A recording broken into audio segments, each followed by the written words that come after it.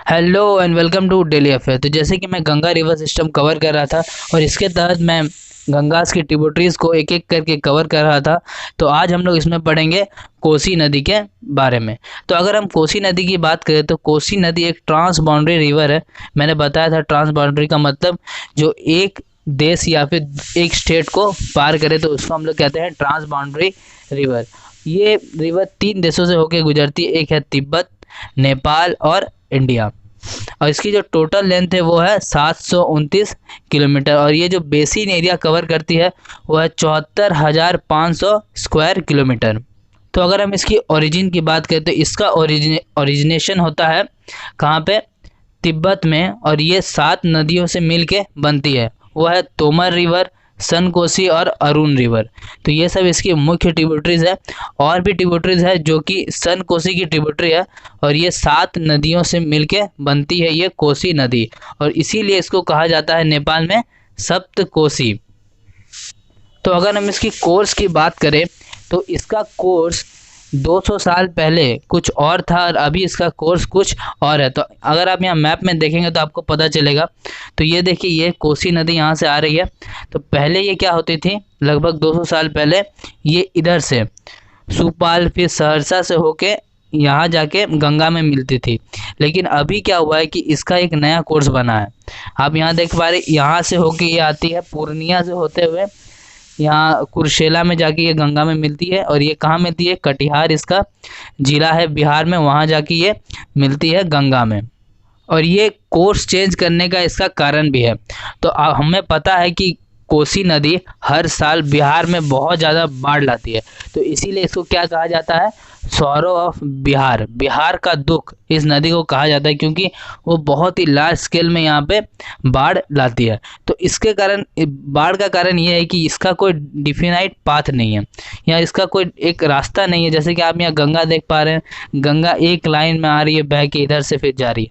लेकिन आप कोसी का कोई लाइन देख पा रहे हैं? ये थोड़ा सा इधर आ जाती है, फिर इधर चल जाती है, फिर थोड़ा पार्ट इसका इधर चल जाता है। तो इसके कारण क्या होता है कि ये जो नदी है इसमें पूरे बिहार में बाढ़ लाती है।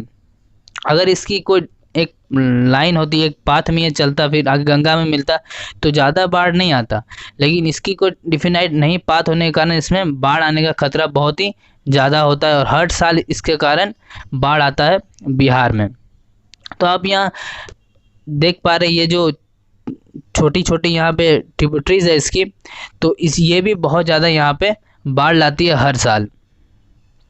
यहाँ देखिए ये कितना ज़्यादा बाढ़ लाती है बिहार में। देखिए ये तो घर पूरा लगभग डूब गया है। तो कितना यहाँ लोगों को प्रॉब्लम होता है। तो हर साल यहाँ लोगों को बहुत ही ज़्यादा मुश्किलों का सामना करना पड़ता है बाढ़ के कारण। बहुत सारे लोग यहाँ पे बेघर हो जाते हैं इस बाढ़ के कारण। यहाँ देखिए पूरा गांव ही डूब गया है इस बाढ़ में। तो बहुत ही ज़्यादा डैमेज करता है हर साल बिहार को और बिहार के इकोनॉमी को भी बहुत ही ख़राब तरीके से ये इम्पैक्ट करता है। तो इसके कारण यहाँ पे बहुत सारे डैम बनाए गए हैं इस रिवर में, इसके नदी इसके फ्लो को कंट्रोल करने के लिए। तो एक है इसमें कोसी बैराज और इसमें जो डैम बनाया गया है कोसी हाई डैम, जो कि अभी अंडर कंस्ट्रक्शन है। और हम लोग इसको नेपाल के साथ मिलके बना रहे हैं। और इस डैम को हम लोग किस प्रोजेक्ट के तहत बना रहे हैं? एक प्रोजेक्ट है जिसका नाम है कोसी प्रोजेक्ट, जिसको हम लोग ने इम्प्लीमेंट किया था कब? 1954 में, 25 अप्रैल 1954 में हमने इसे इम्प्लीमेंट किया था नेपाल के साथ। और इसी के अंडर हम लोग ये कोसी हाई डैम बना रहे हैं। तो अगर हम इस पर नेशनल पार्क से बात करें तो इस पर दो बहुत ही इम्पोर्टेंट नेशनल पार्क, एक नेशनल पार्क है, एक वाइल्ड लाइफ रिजर्व है। तो एक है सागरमाथा नेशनल पार्क, आपने इसका नाम जरूर सुना होगा। ये कहाँ पे पड़ता है? ये नेपाल में पड़ता है। इसे कब स्टैब्लिश किया गया था? 1976 में इसे स्टैब्लिश किया गया था। और इसे यूनेस्को वर्ल्ड हेरिटेज साइट में भी रखा गया। और इसे कब जोड़ा गया था? 1979 में इसे वर्ल्ड हेरिटेज साइट में जोड़ा गया था। और ये कोसी तप्पू वाइल्ड लाइफ रिजर्व, इसको भी 1976 में स्टैब्लिश किया गया था। और ये एक रामसर वेटलैंड साइट है। और इसे कब जोड़ा गया था रामसर वेटलैंड साइट में? 1987 में से रामसर वेटलैंड साइट भी बनाया गया था और ये भी नेपाल में ही है। तो ये दोनों जो नेशनल पार्क और ये वाइल्ड लाइफ रिजर्व है दोनों कहाँ पे है? नेपाल में है।